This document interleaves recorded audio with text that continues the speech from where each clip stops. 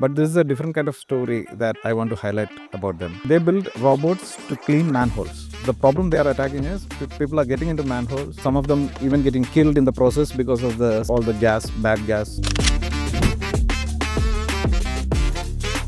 I also think it's fascinating that how founders in Kerala think, because there's always, like you said, the social impact angle. They're not trying to replace human beings with robots or machines. They're trying to help them. So I think one of the good things about places like Trivandrum, Cochin is there's a lot of old school knowledge capital.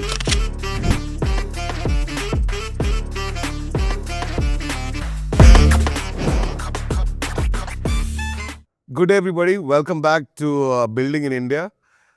We are in a special place called the Atomic in Kerala. It's great that we brought Building in India back to Kerala, and Beautiful space. absolutely great space. And we have a very special guest with us, Robin, who I've known for more than half my life. Robin's a very accomplished entrepreneur, investor, who was also my college senior from back in the mid-90s. Robin, pleasure to have you on the podcast. It'll be great. Thank you, Sandy.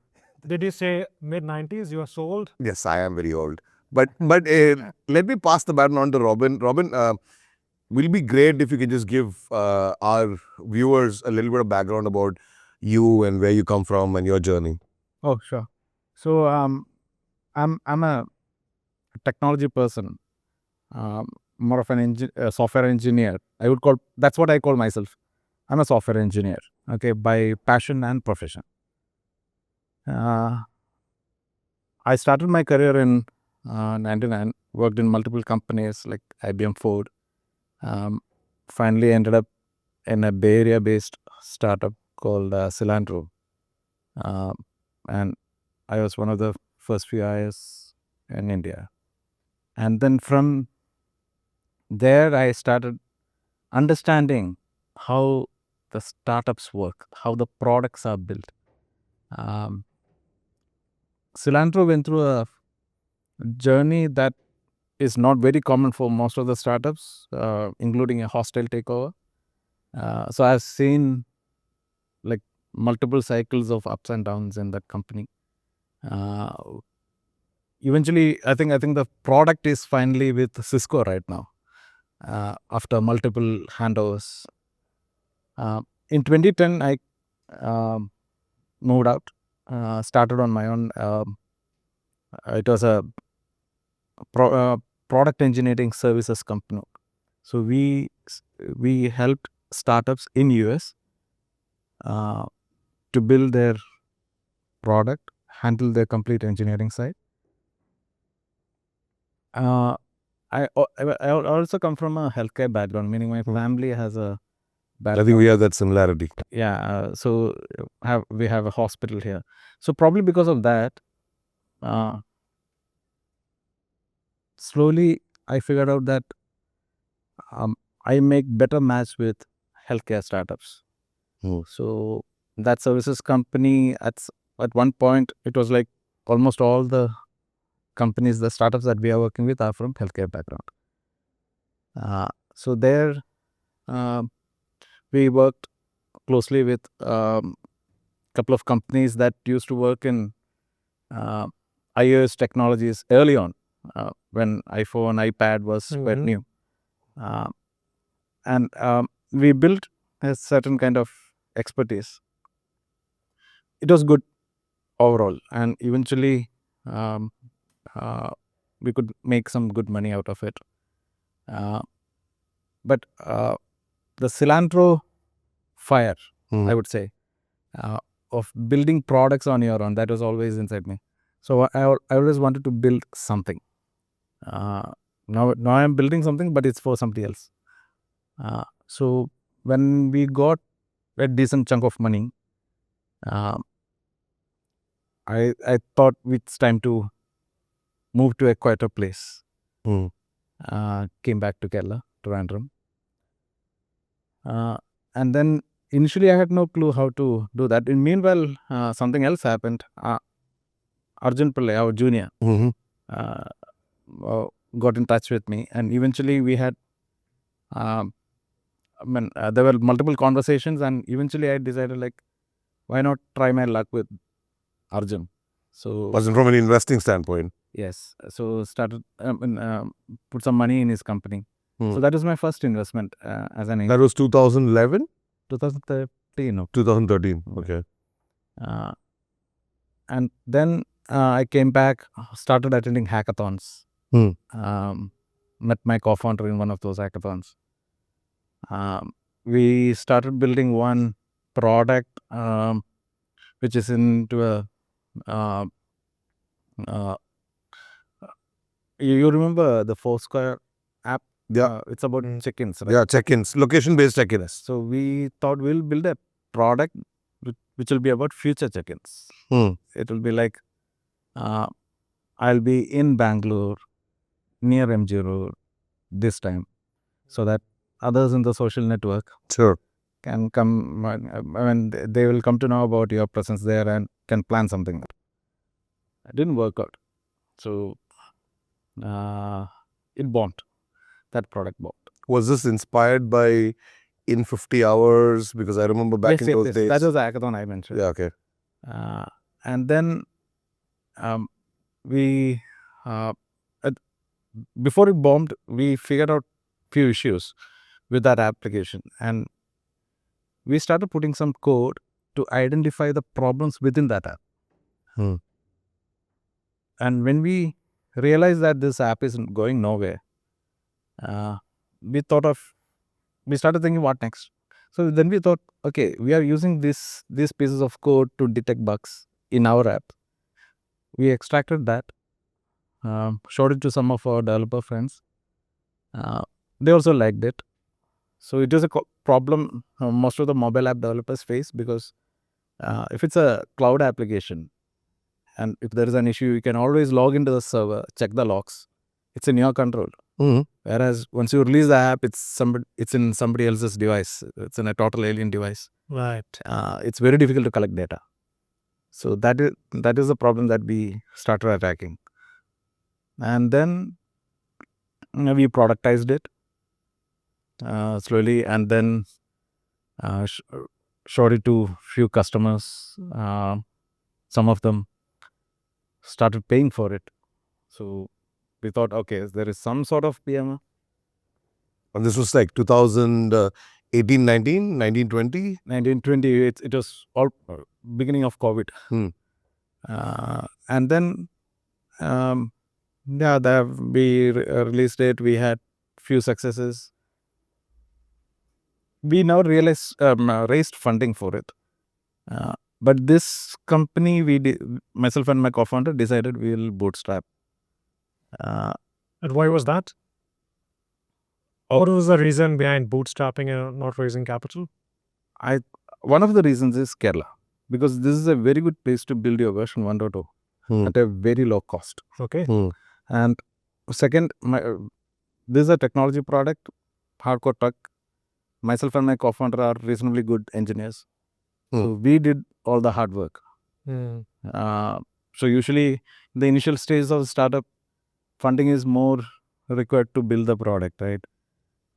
You really need money for that, to build the product. The two of you build it yourself. Yes. Wow. It is completely our code. Yeah. So that's how we decided, okay, we have a chance probably to build a decent bootstrap company. So let's try it out. But I don't think we could do that in Bangalore, because like the cost of living, everything is high there, right? Here it's much cheaper. Right, of course. You're from Trivandrum, right? I'm from Trivandrum. Don is from another place, something like 300 kilometers north. But he came down here. But like here, you get very cheap accommodation, all those things, right? So Don is your co-founder. Don is my co-founder, yes. So you lived in Bangalore for what, 10, 15 years? I still do. I have my, I keep shuttling. Between Bangalore and Trivandrum? Yes. But for you, what was the trigger to come back to Trivandrum? It couldn't be like you wanted to bootstrap. Or was that the reason you came back to Trivandrum, or something else? No. So one thing is, it was not like I I decided to move from Bangalore to Trivandrum. It was more like I spending time in both cities. Okay. So in Bangalore, I was kind of part of the startup ecosystem at that time. So like I was active with NBC, NASCOM Product Conclave, all those kind of events. I used to volunteer a lot. Yeah. Uh, The early 2010s, 2011, yes, 12 type. the early stages of Yeah. NPC. Yeah. So I was very much involved with that ecosystem.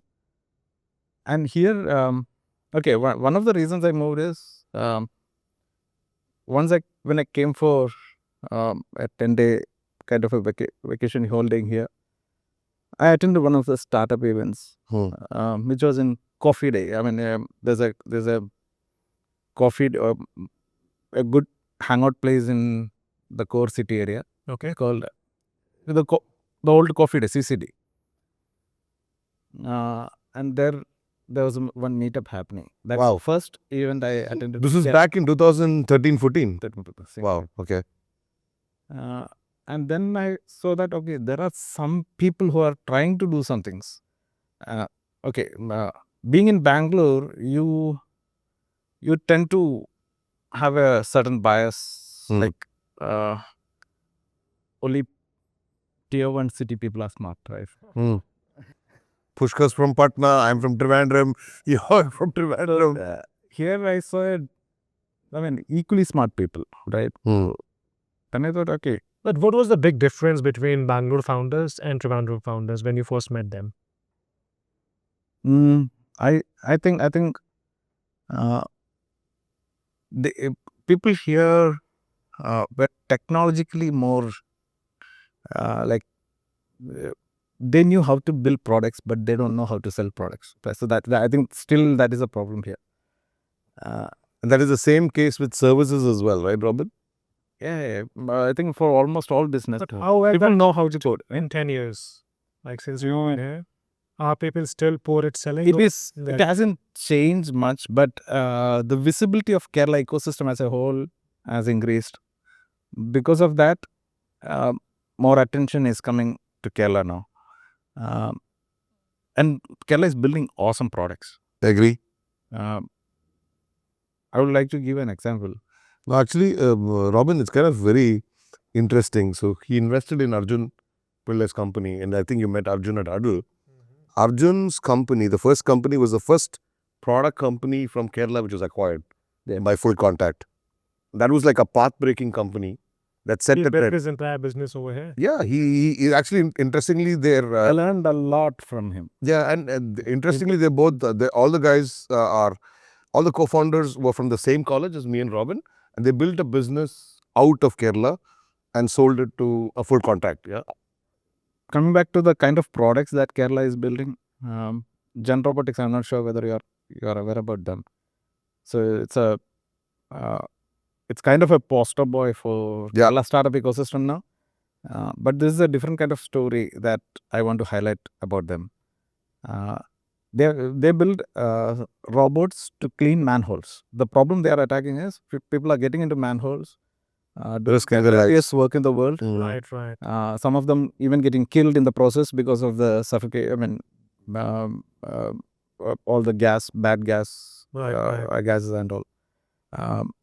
So the founders, they decided to attack that problem. They decided to build a solution which will do the cleaning part.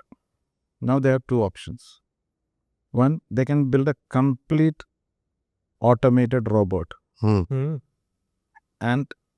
then, but in that process, that person who goes into the manhole today, his job will be lost. Right. So they didn't want to do that. They decided to build a semi-automatic robot so that the person who is going into the manhole right now, he becomes a robot operator. His station gets upgraded. Yeah. There are many other robotic companies in India and around the world. Yeah. But this thought process is... fascinating how founders in Kerala... I think if I were to add on to this story, I think the Kerala government and the IT secretary at that particular point in time, there's been a lot of support from the government and the nodal agencies to encourage innovation and people to come out. Remember, Robin, if you remember the first prototype, it looked like a sewing machine with the manual claws in it. But I mean, it's just that somebody has to give you a use case that you have to solve for, and you have to solve for in the best sort of fashion. And it was fantastic that these guys went on a social impact sort of mission. And what they last raised money from Zoho, they've done fantastically. Yeah, they are doing very good revenue. Yeah. I think their robot is operational in more than 75 municipalities in India.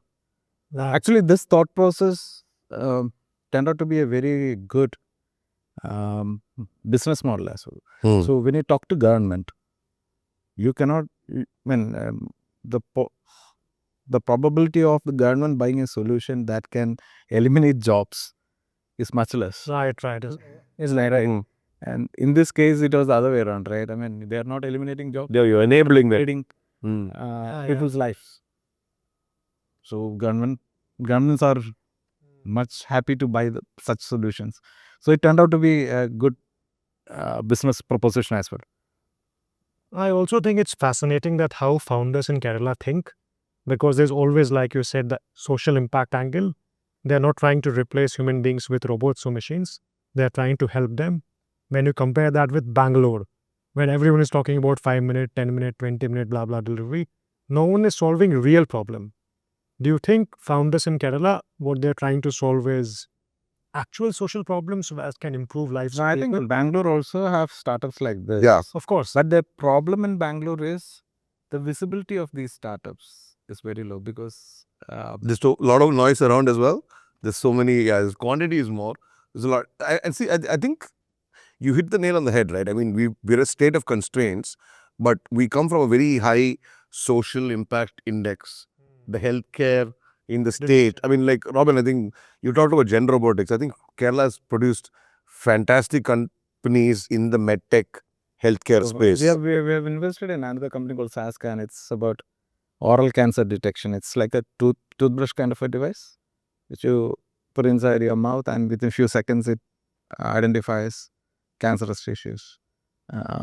So that is another startup we invested in. So these are the kind of products that are coming up. It's not like the AI. Sure. AI fad is not No, what. but do founders in Kerala think a bit differently from, say, Bangalore, where a lot of focus is around consumer internet, consumer app? So in Bangalore, I feel as founders spent most of their brain time in funding like topics. Whereas here it's more about solutions, problems. It's a good and bad thing. It's like startups in Kerala, they are not genetically.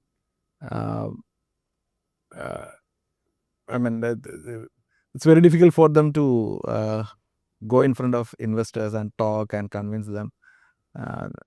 I'm probably using the word genetics will be bad, but like I think by nature we are shy. But do you think it's a tier 2 thing? Probably, I don't know. I think it's a south thing, Robin. It's no, Bangalore's in. I think it's a south thing. Bangalore is in south. Yeah, Bangalore is in south, but it's necessarily different because of the ecosystem. But I think generally we have like a predisposition that we don't want to talk too much. We want our product or solution to speak for itself. And oftentimes we're not able to get that message across to the right investors. Yeah, so that is a challenge. maybe it's a cultural trait that how people are brought up over here. But do you think it's a blessing in disguise that then people don't really focus on raising capital and work hard to create good business? I won't say it's a blessing in disguise. We are probably building a different kind of an ecosystem. I'm not saying this is good and that is bad, or that is good and this is bad. It's a different model. So what is the most interesting part of So when people come here, I would just say most interesting part of Kerala ecosystem, Kerala startups? I think products, the kind of products.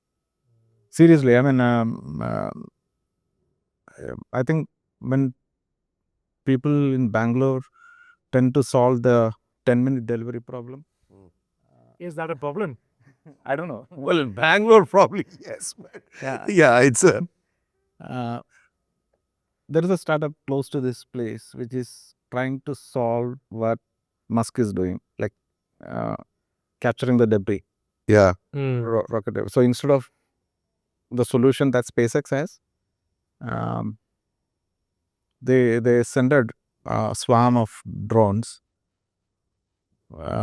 They look at where the debris is falling, catches on net, and they are working closely with ISRO now.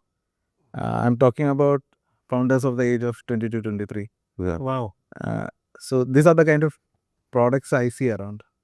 I've met some interesting space related, satellite related founders who came from ISRO and ISRO, of course. So I think one of the good things about places like Trivandrum, Cochin is there's a lot of old school knowledge capital. Yes.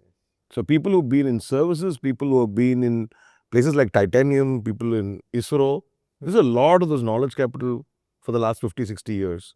So now people are unlocking it because entrepreneurship is mainstream. Yeah, and so ISRO has a very big workforce in Trivandrum. Okay. And a lot of retired people from ISRO still stay here. Most of them till now were doing mostly grandparenting, right? And now they are seeing their value, like as being part of space tech startups as advisors. So yeah, I think it's a talent pool, small, but like quality is there. So is it a fair assumption to make that, Robin, that it was probably easier for you than most people to go into entrepreneurship because you'd seen your dad build a hospital from scratch, sort of entrepreneurial himself? So, It's not my dad, it's my grandfather. wait, your grandfather started, but then your dad. I mean, not the hospital. He had another business. So even when I was in school, my grandfather used to talk about the good things about business, and for some reason it was there in my mind. I don't think it's because my father started the hospital I started something. It's more because of my grandfather, because that he instilled that thought at a young age. Wow. Robin, I really wanted to ask you one question. That's how difficult for you was building a company in Kerala, in Trivandrum? How difficult? Actually, my company is still a small entity. We are just 7-8 member team. It was not very difficult per se, because as I said, it was myself and my co-founder who did most of the coding related stuff, and marketing also. We started doing it ourselves. And then when we needed to scale up the team, I think we got a bit lucky because of a policy change by the technical university in Kerala. They now allow internship, full year internship, like the last 2 semesters. So students can come work with companies. Of course, it has to be paid internship, but they can come work with the companies, and they need to go back to the colleges only for exams. This is through KTU. KTU, yeah. And we benefited much from that policy. I think out of the 8, 3 people joined our team through this process. The first person who joined through this internship is now a full-time employee, and other 2 are doing the internships. So we got them much younger so that we could mold them. I believe in mentoring. So I challenge entrepreneurs when they say that they are not able to find good people, not just in Kerala, anywhere. See, talent problem is a problem everywhere. Even if you go to Silicon Valley, you'll have this problem. The solution is you need to know how to attract people. You need to develop a certain kind of vibrancy with them. We expect these kids to be like super knowledgeable and all those things. I was not that kind of a person when I came out of my college. I am what I am because of the mentorship I got in various phases in my career. And I have to do the same thing to these youngsters as well. If I'm not ready to do that, then better I shut up my company and do something else. So that's the school of thought I come from. So far so good. I won't say challenges. Of course, the pace of growth is a bit slower here. But I think being patient helps a bit as well. Robin, you talked about mentoring, like mentoring these young kids. For you, what is the most exciting part of mentoring them?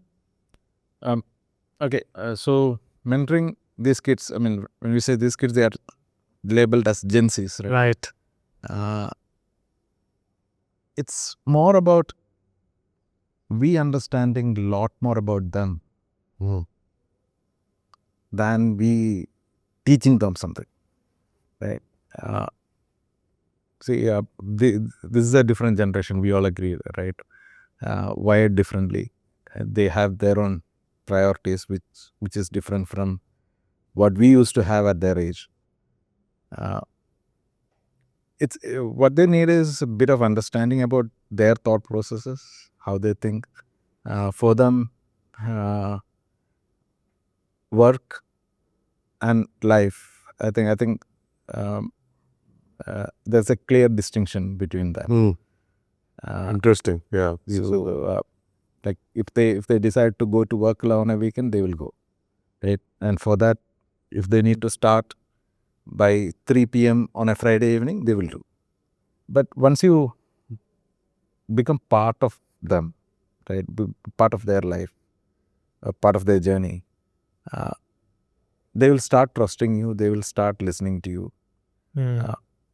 Just because you are older than them is not enough reason for them to respect. Don't do that. Makes sense. So it takes a bit of effort from our side to be with them. Once that happens, then they will align slowly with you. It's a lot of unlearning for us and learning to really understand them. Yeah. To kind of, I think we are doing things slightly wrong. I mean, we are as a society, we are trying to teach them to be like what we want. and what we were. Yeah. I think it should be the other way around. We have to adapt. We have to adapt. We have to do the unlearning.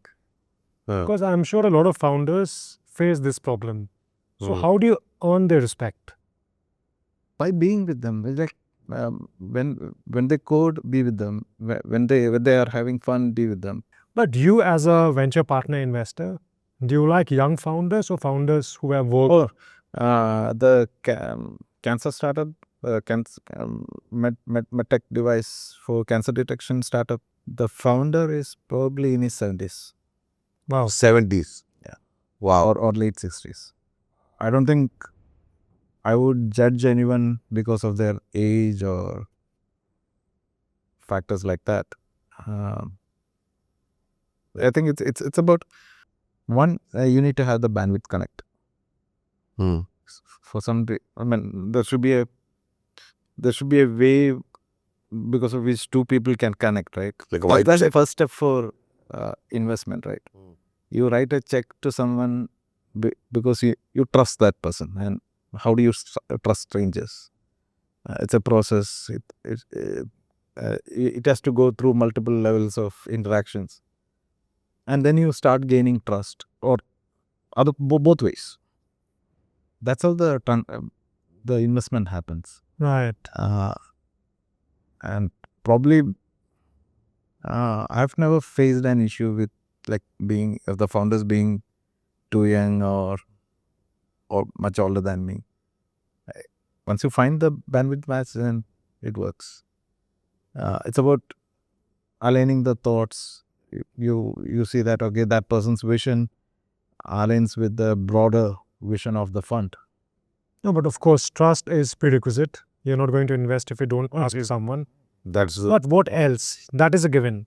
But what are some other key traits that you look in founders? Every other trait Hmm. should enable trust building. Okay. Whether so tech skills, domain skills, maturity, understanding the only market. comes with a idea, early stage startup business proposal. The first thing we look at is what was the kind of problem that they are attacking. What's the solution? Do they have the capability to build that solution? Hmm. Do they understand the business Hmm. thorough enough? Even the business plan that we ask, right? I mean, you both are investors, so we ask for 18 months, 24 months projection. What exactly is it for? No businesses runs based on projections, but we ask for these projections to evaluate the team, Hmm. to understand how much they have thought through. Clarity of thought, right? Assumptions. Yeah. So that's what we do, and all these processes are to enable the development of trust. Hmm. So once you have. But you as a founder, how do you think you are different from other founders? Like the people you invest in, where would you put? Would you invest in your company if you're a fund? Of course I would. And it's because of the team, it's because of the market opportunity, it's because of anything else. If you were to kind of really drill it down. Why? I mean, if you are investing in any early stage startup, it should be because of the team. Hmm. Hmm. And that applies for my startup as well. The team will solve any future problems. The team coupled, I mean, so my thesis is always team with the market opportunity. I don't really care about the product solution at the moment. Even that is related. If I don't think a good team will end up working with a market opportunity that is insignificant. Suboptimal. Yeah. Then it's not a good team. Right. Because they couldn't figure out which is the real problem in the market. Because a very interesting point, because a lot of people just think good team is someone who has got the right technical skills. But you're also saying they should also have the intelligence to identify the right problem. Yeah. But how big that problem could be. Is it the right problem? The large enough problem. The first step in building a startup is to identify the problem. People talk about idea. No, I don't know what exactly an idea means. I don't know. It has to be a problem. That's where we start. So how did you guys identify this? I know you talked about it, but how did you identify this problem that, hey? Yeah, so we, as I said, we started with another app. So we had these technology issues coming, but we couldn't collect enough data to reproduce the bugs. Right. So we started injecting code. And when we decided to productize that part, we took out the code because, as I said, the problem here is collecting data from alien devices is a big challenge. And we thought that we face the problem ourselves. So first we started building not the product, but we started building it for ourselves. And then we started showing to developers. I mean, everyone has these problems. Google has this Crashel text, which identifies crashes, but there are other problems as well that comes in a mobile app.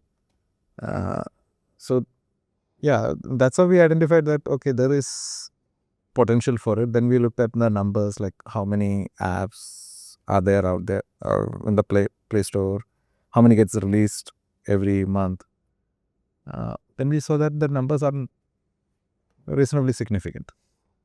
So some of the best problems are when you solve it for yourself and then figure out if the same problem applies for somebody else, right? Right. And some of the best companies in the world, large companies in the world, evolved because of that.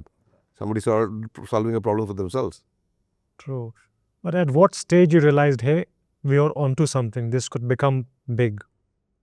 I think that's still an evolution. I mean, I don't know what exactly big would mean. No, but when you thought, hey, it's worth making a product out of it. From a slightly different perspective, mainly because we are bootstrapping. We look at it, if we see, what we check is, are we enjoying this journey? Every team member, not just myself and my co-founder, every team member. how would marketing team enjoy their journey? They want to see their results. Otherwise, they cannot enjoy the journey. Right.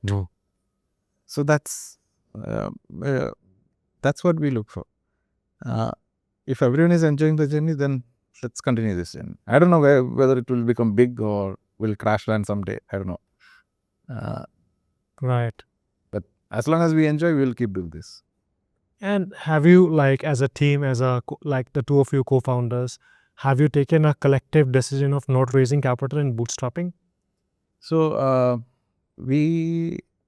what we have decided is, if we reach certain revenue milestones,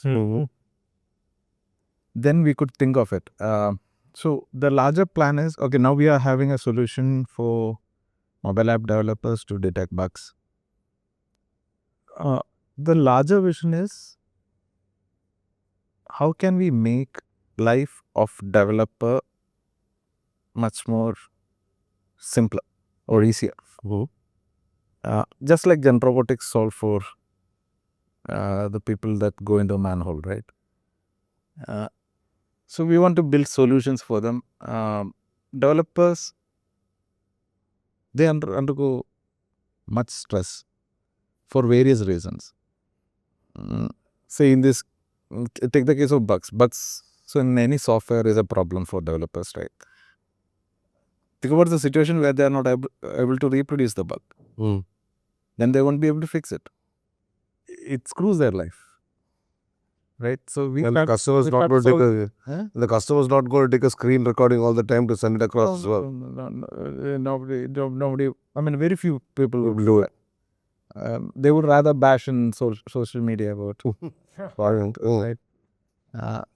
And there are other problems also, like managing their day-to-day workflow. So we are thinking of building a company if things go like this, or like if it grows. We want to build a company that helps developers, engineers to be happy. And what all products we need to build towards that, we will build all of that. So for that, we may need to raise funds. Yeah, and you're a big proponent of being in office or being in communal environments. Get the team together, work together. Work from home is the stupidest idea ever came from business community in probably the thousands of years. I am a big believer in work from office. People have to be in one place. People have to talk to each other, see each other. Especially if you're building something together. Yeah, a lot of things happen when you go with your team member for a cup of coffee. Right. Yeah. I think maybe for an artist or an author, work from home can work. Something which the person is doing by himself. But when you're building something together, it's very difficult for me to work remote and you work remote and then collaborate and build a great product. Yeah, that's what I think. Even if work from home is working for some companies, I'm sure if they were working from office, they could have done even the product would be higher. Or at least ideas would have flown better there. They would have got better ideas. Yeah. This happens in our case as well, right? When we are talking with the podcast, other stuff that we do, when we are together, we get it done very quickly. So I've seen with the young team members in our company, they refuse to go back to their homes whenever they have vacations. Wow. They want to be in office. I mean, I don't want them to be spending too much time in office, but they enjoy being in office. They get up in the morning, they want to be in office. So that's why the culture is very, very important, right? Yeah. The culture and the things that you're actually imparting as knowledge and understanding their perspective is also very important.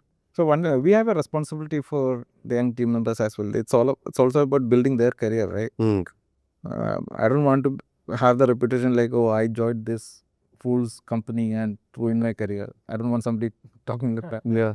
But for you, it must be a great validation that your team members want to spend a lot of time in office. They want to come and work together. Yeah, that's what. Because that shows how about enjoying the journey. That I stick to that phrase. And you're doing something. You must be doing something right. Yeah. That's why people want to come back. I think it's not rocket science. It's just being with them. Yeah, I think, and it's the beauty of it is it's not forced. It's voluntary. It's willingness, and I think it's very counterintuitive to what you said, because Gen Z has a very clear demarcation between work and life. And if you want to motivate people in that generation, they have to feel ownership. They have to feel that they are doing something which is very meaningful. And that whole feedback loop is very important to them. So I think that's actually very brilliant. So if you were not this tech entrepreneur, Robin, if you were not this venture partner investor, what would you be? If there was a different life, realm, whatever, what would you think you would be? I wouldn't exist. Because this is what you breathe. This is what you are. This is your calling. I don't know. But I cannot think about a life without. I mean, these days we are all aging, right? Now I start thinking like, what happens like if I get paralyzed, if I cannot code. Now I start thinking about these things. Yeah, it will be tough. So there's a very deep sense of purpose in what we do. And I think eventually, if you're not in that plane of utilizing your capability in the time that you're in with that purpose, that there's a disconnect somewhere. At some point in time, you will feel that, hey, I'm getting frustrated, I'm losing the ball. But that's actually quite deep. So what advice would you give to founders today? There is a lot of noise. Founders. Being a founder means you have already identified a problem and you're working towards a solution. But isn't there a lot of noise and distraction as well, Robin, out there in the market when you talk about media, funding, a lot of glitzy stuff? How do founders cut through all of that and really zone in? So that's what entrepreneurship is about, right? If you are not able to distill noise and voice, then you should not be in this business at all. So I think real entrepreneurs will figure that out. So one thing is, I don't think we need to teach anyone anything. They will all figure it out at some point. If not in their current startup, in their next startup, they will figure it out. The only advice I have for founders is networking is very important. Keep talking to people. Keep interacting with people. That could be your customers, someone whom you met today could end up bringing good business, say 2 years, 3 years later. So it's all about building that network. Keep building the network. So sometimes some of the things that you're talking about is very slow compounding. It doesn't come naturally to you, but you're basically saying that you got to go out there, keep networking, keep building relationships, building things that probably you feel don't scale, and you think at some point in time it's very transactional. Like if you ask a lot of founders today who are raising capital, they think very transactional. They think I have to go out and raise money because I've got an idea and I'm building a startup. But raising capital is also... See, if you should raise capital only if you have a thorough fund deployment plan. You should not raise funds just for the sake of it and then think about how should I spend this. Right? You should have a fund deployment plan. If you don't know how to deploy your funds, don't think about raising. You don't need fund. You don't need to raise funds, probably. Yeah, very interesting perspective. Because I don't think a lot of founders think like that. How the industry works is if I'm getting capital, I'll take it. Yeah. It doesn't matter if I can use it, not use it. And that's why we see founders wasting a lot of money. Especially young founders who end up raising a lot of capital. Then they don't know how to use that capital. They would hire 100 people or maybe spend a lot of money on marketing. Yeah, and then quickly... part of entrepreneurship is financial prudence. Very well put. And treating investors' money as your money. Yeah, exactly. Very well put, because I always talk to a lot of founders and I ask them, what are you going to do in the next 18 months? where do you need the capital and what is it that you're going to hit in 18 months? And what does success look like to you in 18 months? So that at least they've thought through, like you just said, deploy the capital. How much in product, how much in sales and marketing, how much in other stuff, right? It's very interesting. Brilliant. One final question, something we try to ask to a lot of founders. One book that has really influenced your life, your thinking process. It's not a book actually. It's a person. I don't want to name that because that person won't like it. There is a person in this ecosystem, the Kerala ecosystem, whom we all have forward. Okay. Pushkar, you won't understand this, but like probably Sandy will and other people in Kerala would. Whatever good things that we see in this startup ecosystem now has been initiated by that person. Wow. Few years back. And he went through lot of challenges, lot of ups and downs. And even now, what he's doing is he's helping failed entrepreneurs, supporting failed entrepreneurs, which kind of, I look up to that person. I think he's my inspiration. I want keep doing what you do. What you may be affected with tons of problems, but you keep doing what you like most. Yeah, maybe we should get him next time on a podcast. Next time. No, I mean, like, to be honest, Robin's one of the people who actually supported me a lot in the ecosystem since I came back to India and Kerala as well. So, it's great to have real role models in the ecosystem who are doing the work without getting any accolades, and they just want to do good work and find founders and push founders. Brilliant. Robin, thanks a lot for taking the time out. I know Thank you. it's always great talking to you, and Kerala makes it even more special. So let's try to figure out how we can help more founders. Yes, we had so much fun. Many thanks for your time. For these set of episodes of Building in India, we're much gracious and honored to be partners with Atomic. That is a pretty cool co-working and managed office space in Trivandrum. And Pushkar, I presume you're kind of happy to come back to Trivandrum and use the Atomic as a facility for our podcast. Yes. I think it's a beautiful space. How they had designed the entire area and the community focus around it is just fabulous. Our hosts, they were very generous to show me the entire facility. And I have to say, this is one of the best co-working places I have been to all over the India. I'm honestly surprised to find such a place in Trivandrum. I didn't expect something like this in Trivandrum.